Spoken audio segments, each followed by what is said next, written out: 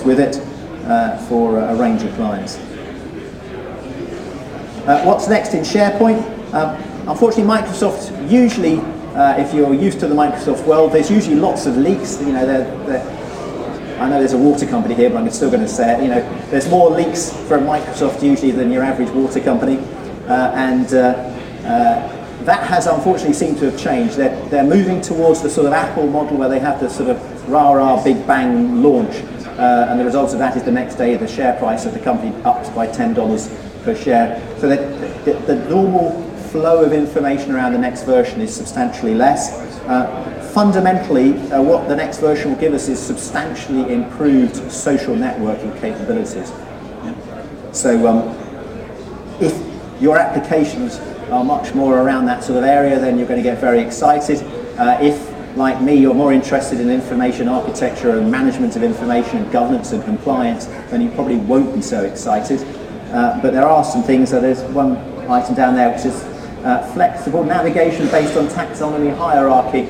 Unfortunately, I can't actually find out what that translates into meaning, but also that's one I'm definitely interested in knowing more about. I've just about run out of time. I've got a couple of slides here which, if you would like to see them, if you could fill out the form and give them to me. But I have a slide here which actually talks about all the areas you need to think about when implementing SharePoint. First of all, from the information architecture perspective, then from the intranet, extranet perspective, and then from a technical architecture perspective, and then all the touch points with the for capture and then for integration, etc.